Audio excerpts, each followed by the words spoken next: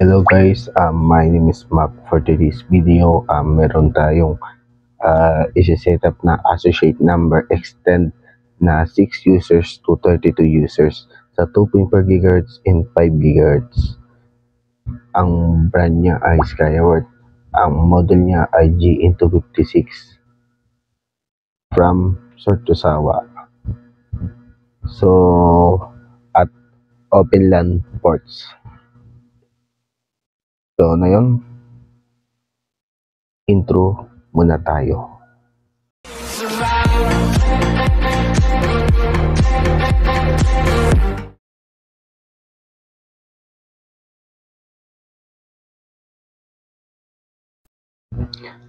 Ngayon, kailangan natin kumonek sa Wi-Fi.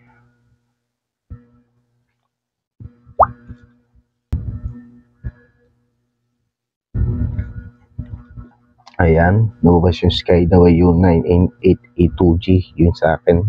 2G lang to lalabas, wala ng 5 GHz. Ayan, nakakonect na tayo. I-review muna natin yung GUI niya or dashboard ba. Then, i-type natin yung 192.168.1.1. Ang username niya ay admin. Ang password nito ay i-flash ko na lang sa screen. Then, ito yung dashboard niya. Punta tayo sa network and LAN. Ayan, naka-disable siya. WLAN. Ayan, associate number. 6 lang siya. Pwede kumonek. At sa 5 GHz is naka-turn off. Ayan. Mamaya, ilalagay natin yung file para ma-open to lahat. Sa cellphone to sa cellphone only. Ngayon, punta tayo sa system, backup and restore. Choose, file, media picker. Yan, punta kayo sa hamburger. Tapos pilito mo yung yung cellphone mo. Download. Ito yung room file CFG. Pilitin mo yan. Then, restore. Then, wait tayo ng 2 minutes. Punta tayo sa Wi-Fi. More. Then, wait natin lumabas yung 2.4G at 5G na pangalan ng Wi-Fi. I-flash ko mamaya yung password niya sa screen.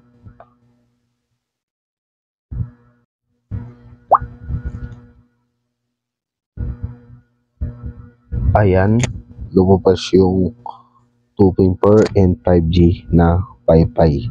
Ngayon, kumonek muna tayo sa 5G na, syempre.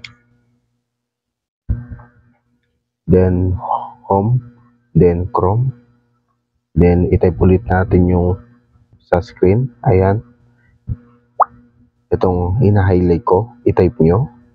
Then, enter. Then, username nito ay, sa user muna tayo User.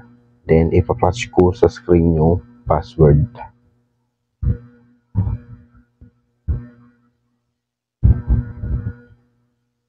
Ulit.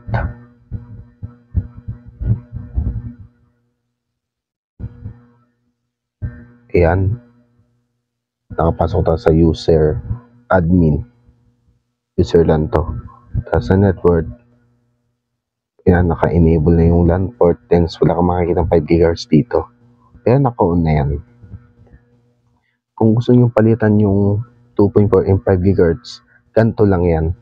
Ilagay muna natin yung super admin. Username is admin.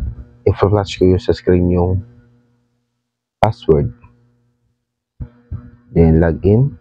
Nakapasok ulit tayo. Ngayon, punta tayo sa network. LAN. Ayan, naka-enable. Kita nyo naman. VLAN 2.4. Ayan, naka-enable. Ito yung password. Hanggang 32 users yan. Ayan, nakalagay na. 32. WLAN 5G. Ganun din. Ayan, ganun din siya. Ayan password sa 5G. Kung gusto nyong palitan, hindi palitan nyo. Itong SSID 2.4 gawin nating Mac Helper 2G. Then password. Same ko na lang, pwede nyo ibahin, nasa inyo pa rin. Then confirm. Ayan, 2.4. So kailangan natin i-log out to. Then punta tayo sa Wi-Fi.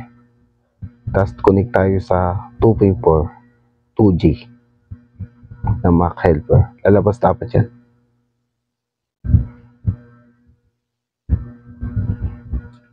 Ayan, lumabas oh. Ilalagay natin yung password. Ginawa ko. Ayan. Hindi iba yung password, pwede hindi, nasa inyo. Ayan, connected na tayo. Then log in ulit tayo.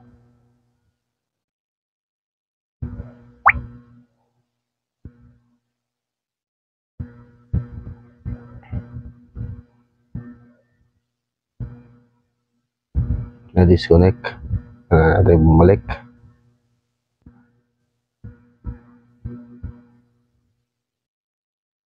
For sure, nakalagin na to.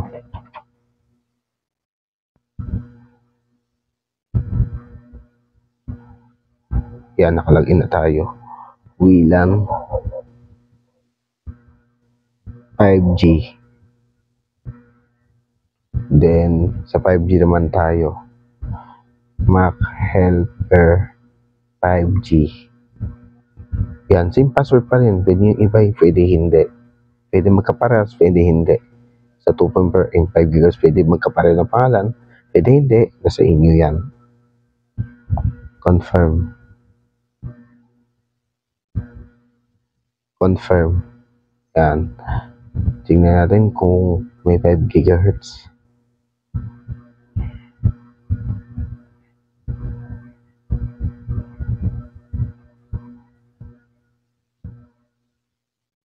Yan, may 5G. Ayan, same password pa rin nilagay ko.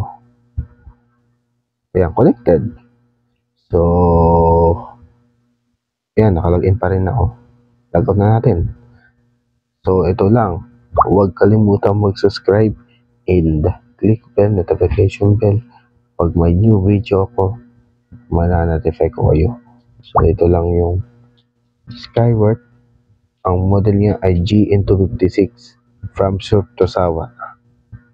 So, ito lang. Bye-bye.